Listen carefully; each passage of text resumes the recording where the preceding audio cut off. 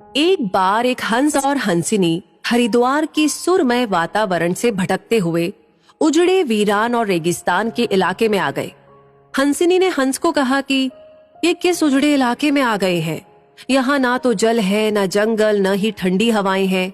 यहाँ तो हमारा जीना मुश्किल हो जाएगा। भटकते भटकते शाम हो गई तो हंस ने हंसिनी से कहा कि किसी तरह आज की रात बिता लो, सुबह हम लोग हरिद्वार लौट चलेंगे।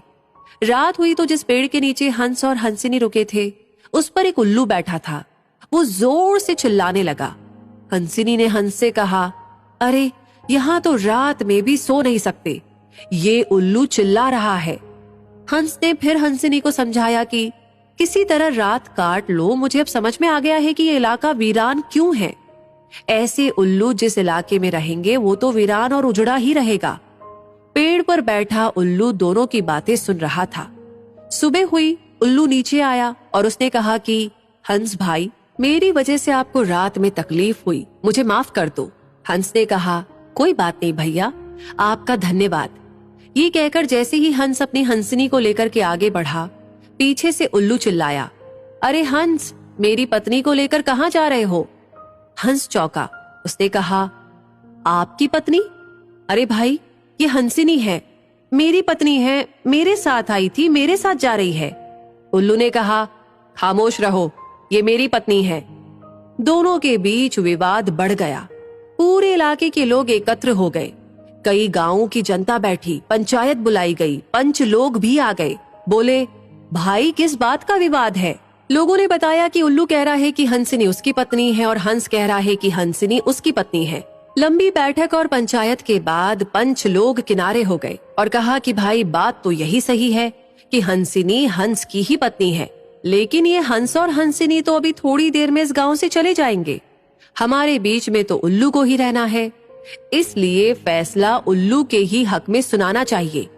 फिर पंचों ने अपना फैसला सुनाया और कहा कि सारे तथ्यों और सबूतों की जांच करने के बाद ये पंचायत इस नतीजे पर पहुंची है कि हंसिनी उल्लू की ही पत्नी है और हंस को तत्काल गांव छोड़ने का हुक्म दिया जाता है।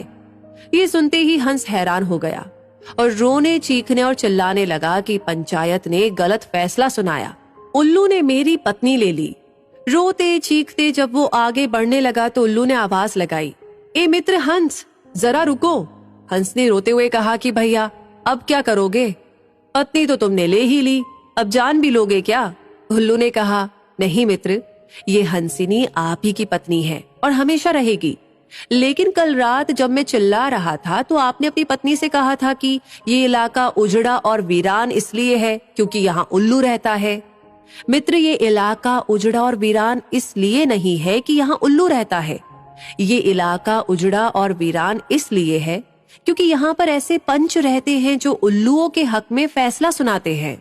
शायद 65 साल की आजादी के बाद में भी हमारे देश की इस बुरी दशा का मूल कारण यही है कि हमने उम्मीदवार की योग्यता न देखते हुए हमेशा ये हमारी जाति का है, ये हमारी पार्टी का है, इसके आधार पर अपना फैसला उल्लुओं के ही पक्ष में सुनाया है।